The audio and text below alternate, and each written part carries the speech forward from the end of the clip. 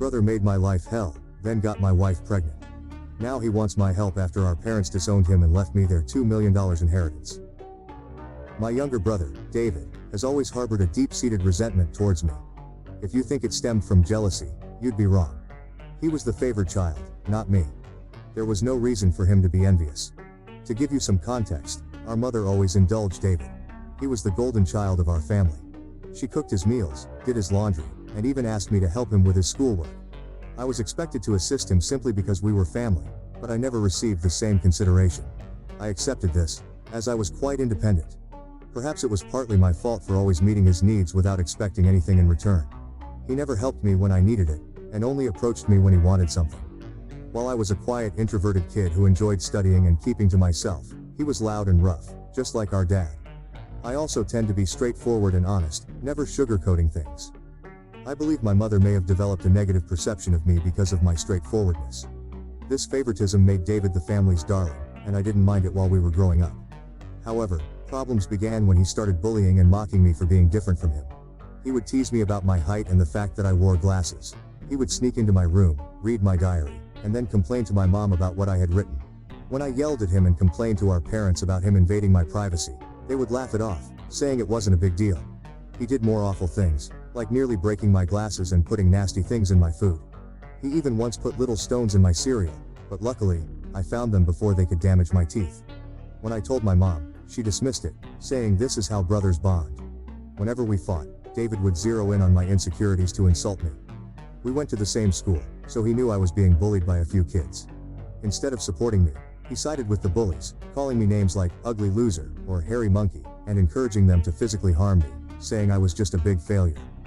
Another time, during a fight over something trivial that I can't even remember, he told me to kill myself.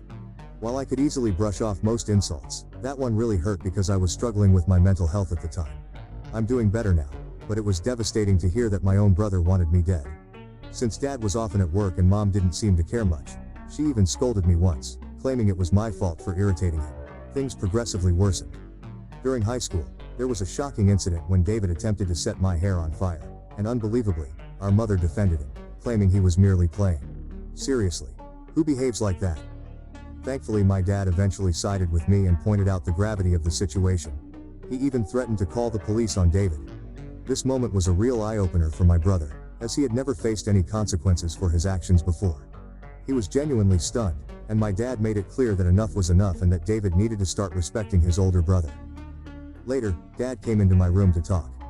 I never expected his support because he always told David how similar they were, which was true.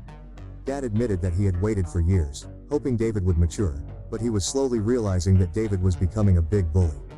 Hearing this from my dad was incredibly validating, and I almost broke down in tears.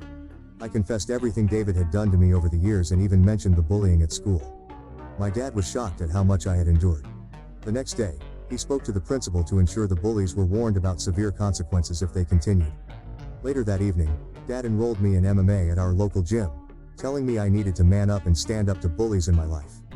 I admit that a nerdy kid like me trying to learn to fight might have seemed laughable, but I was very focused.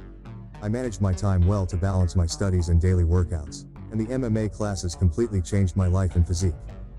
One day, David was up to his antics again. He stole my pocket money, which we received for helping with chores. I had been saving it for a while. David sneaked into my room and took it. I caught him just as he was about to cycle off with his friends. I demanded he return my money, but David mocked me, saying all I could do was run to Daddy for help. I don't know what came over me, but I punched him in the face. He was stunned, fell backward, and I retrieved my money from his pocket before throwing him back down. David started crying loudly, which was quite comical. However, my mother rushed out to help him and find out what happened. When she learned I had fought him, she was surprised and reprimanded me, saying I should be a better role model for David, who seemed to enjoy seeing me scolded. My mother also complained to my dad about my behavior, saying I needed to be controlled. My dad grimly asked both of us to explain ourselves. I told him how David had stolen the money I had worked hard for and saved, while David tried to justify it by saying he needed the money for a date, and that as his brother, I should help him. However, Dad told David he was lucky I only punched him for stealing because anyone else would have called the police. He continued to tell David that he had no right to take others' things without their consent. David didn't like that and threw a tantrum, likely hoping our mother would side with him, but Dad remained firm. When David realized he wasn't going to be punished for being hit, he screamed how much he hated me and ran back to his room, locking himself in. Following that incident, David began to distance himself from me. He had finally understood that he couldn't bully me anymore, and that even Dad had stopped supporting his antics. For the first time in a long while, I felt like we were equals. Though he could no longer physically harm me, he resorted to verbal insults when our parents weren't around. His behavior worsened with age, becoming angrier and more short-tempered each year. When I approached him with a question, he would ignore me and walk away, muttering insults like nerd or loser under his breath. If he needed to communicate something, he would relay it through our mother instead of speaking to me directly. When I questioned her about why David couldn't just talk to me, she would urge me to be more understanding. I couldn't tell if it was just puberty or genuine hatred. Over time, dealing with his comments became unbearable, and I longed to move out and get away from him. I repeatedly asked my mother to mediate a sit-down conversation for us to resolve our issues, but she always refused, saying she didn't want to get involved. When I asked her opinion on why David treated me this way, she would brush off the question. Eventually, I left for my dream university, having earned a scholarship as a top student. My dad threw a party for me, and even my mom seemed proud. However, David remained aloof and distant, barely acknowledging my achievements. The day I left for university was a mix of excitement for the future and relief to escape the toxic home environment. The first few months at university were liberating. I made new friends, enjoyed my classes, and started to build a life separate from the oppressive atmosphere of my childhood. The constant fear of David's verbal attacks lifted, giving me a newfound sense of peace. During my second year, I met my wife Karen at a frat party through a friend, and we immediately clicked. Coming from a religious background, having kids outside of marriage was frowned upon.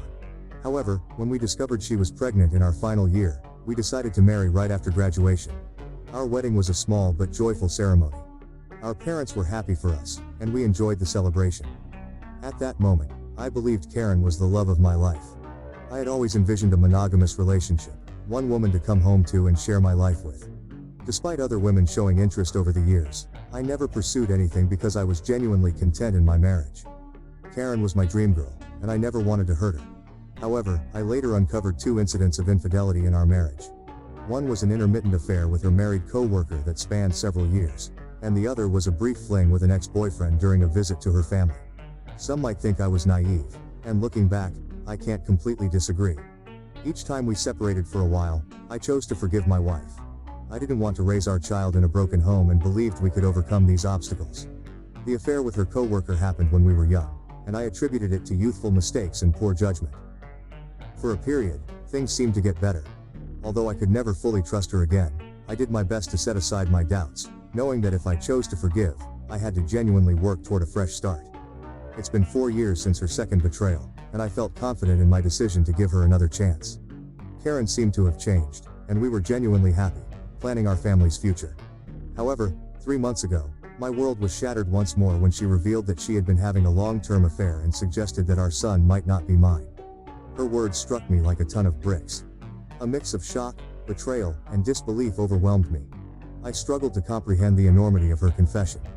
In a daze, I managed to ask why she had kept such a significant secret and how she could have done something so devastating. Her reaction was cold and indifferent, as if she were detached from the pain she caused. Her vague responses left me with more questions than answers. It was a surreal and painful moment, confronting the shattered trust and uncertainty about my own family. I continued to press Karen for the truth because I felt I deserved to know the father of the child I had been raising since birth. Ultimately, she admitted it was David. My eyes widened in shock as I asked Karen what she meant. She explained that she and David had become friends when I introduced her to my family, and she stayed with us from Thanksgiving until New Year's. David, usually cold to me, was warm and polite towards her, which made me glad because I didn't want Karen to feel unwelcome.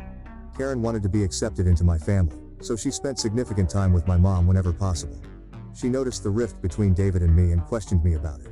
I opened up about our strained relationship and explained that we might never repair it due to his unresolved feelings. Karen understood but started including David in our outings, hoping it would help us bond. Whenever we planned to watch a movie, she invited David, and we watched whatever he chose. During this time, David and I exchanged a few words, which was an improvement compared to his usual silent treatment. I remember Karen and David hanging out and playing video games together, but I never thought much of it. Karen told me that one day, David opened up to her about his struggles and a recent breakup. Feeling vulnerable, he struck up a friendship with her. She mentioned that he would harmlessly flirt with her when I wasn't around, and eventually, things escalated beyond her control. The vision of my wife and brother sleeping together made me feel sick. Karen confessed that she felt guilty afterward and left him, which matched her abrupt decision to go home instead of spending New Year's with me. Although I tried to convince her to stay, she was adamant about leaving. When we met back at college after the holidays, she was her usual cheerful self, so I didn't question anything. 2 weeks later, we found out she was pregnant. Karen admitted she didn't know if the child was mine or David's, and with no way to prove it, she chose to stay with me, knowing I was the more dependable brother. This was why we got married. My world felt like it was crashing down. The son I loved might not even be mine. I asked Karen if she had been sleeping with David recently, and she slowly nodded. She revealed that they had always stayed in touch because their chemistry was undeniable.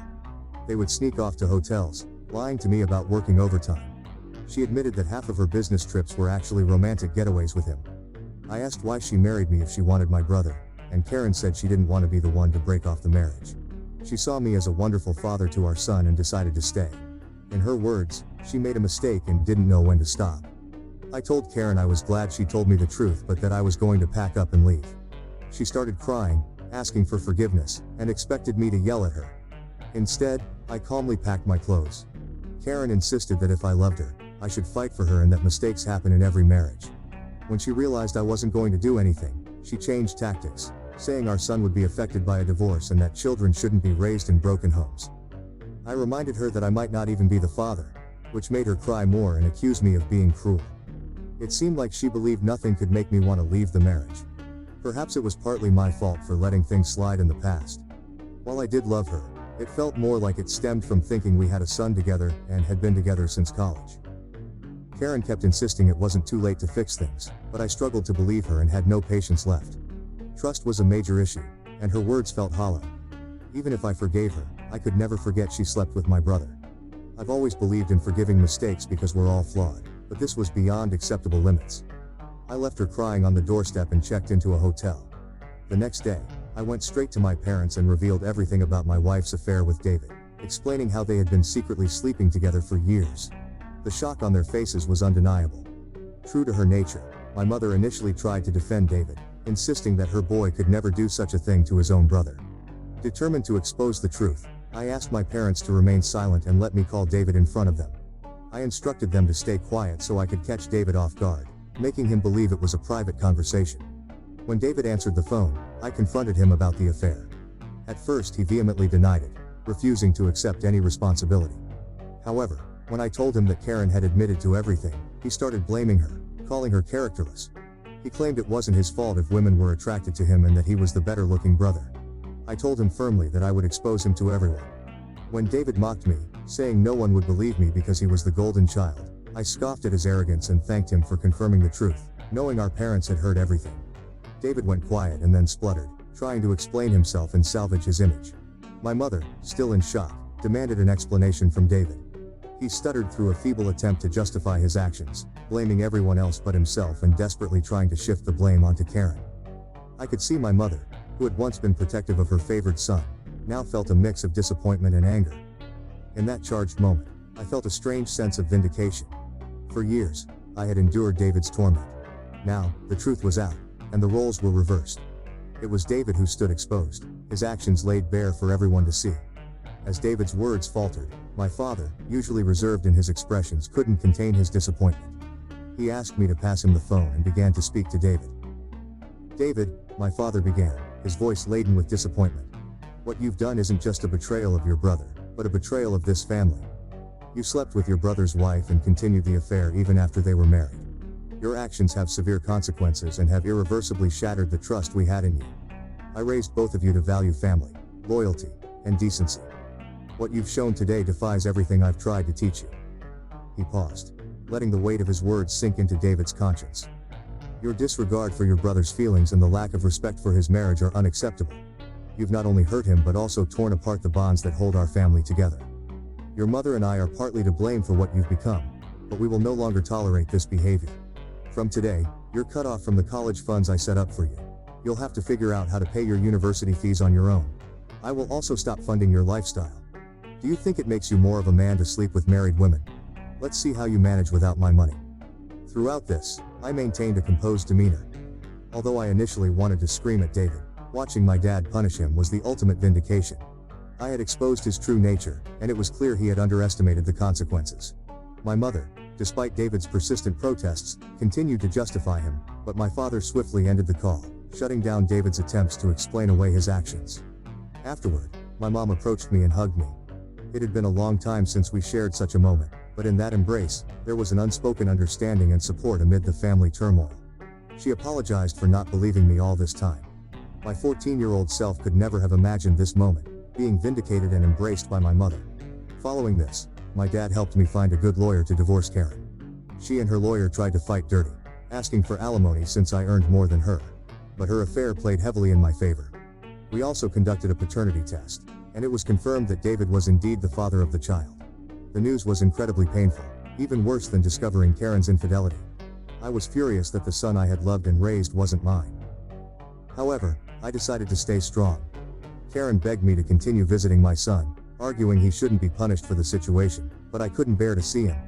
He reminded me too much of David, and I hated it.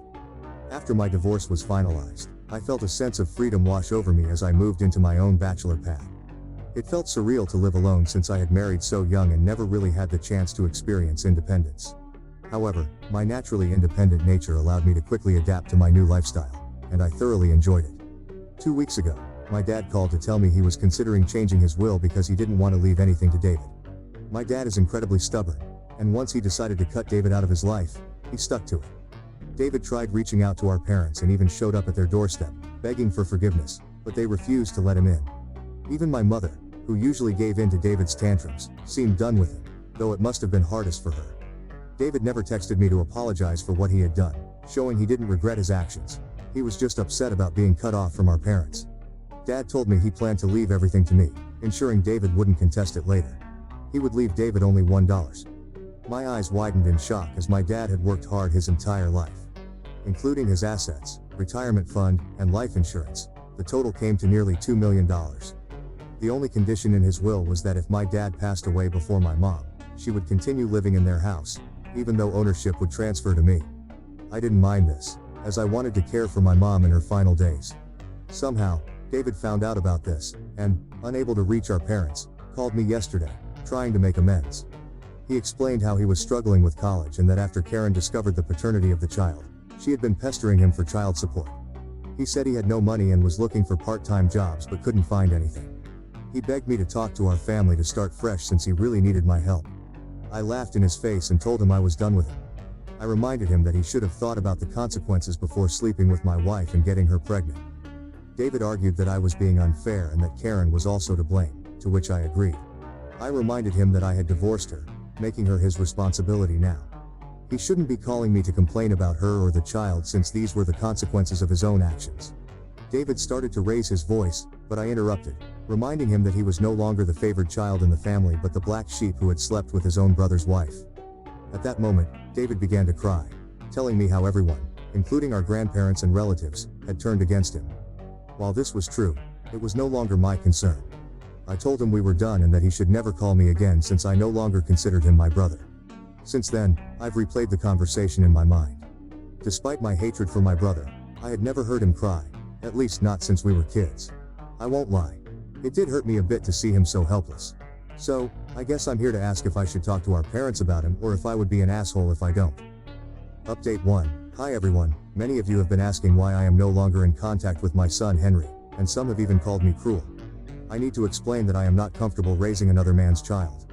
This isn't a stepson situation. I was led to believe Henry was my son, only to later discover he is actually my brother David's son. Naturally, this revelation hurt deeply, and I cried over it for days. The main reason I don't want any contact with Henry is that I no longer want Karen in my life. If I remain connected to her child, she will find a way to re-enter my life, and I need my space. You may think I'm cruel or selfish, but I can't see him ever again, at least not for a very long time. Update 2. Most of you correctly guessed that it was my mother who informed David about my dad changing his will, leading David to call me as a last resort to fix things. I confronted her in front of my dad, and she broke down, saying I had punished David enough and that he had learned his lesson. My dad firmly told my mother that if she believed what David did was forgivable, then he could no longer stay married to her because he could never forgive such a betrayal. This threat silenced my mother. My dad made it clear that if she ever talked with David again and we found out, she could pack her bags and leave. As I mentioned, my dad is very stubborn. Hopefully my mother will learn from her mistakes. Update 3. Reddit. It's been 5 months since my last update. My relationship with my parents has improved over the past few months. My dad and I go golfing every weekend, and he treats me more like a buddy than a son.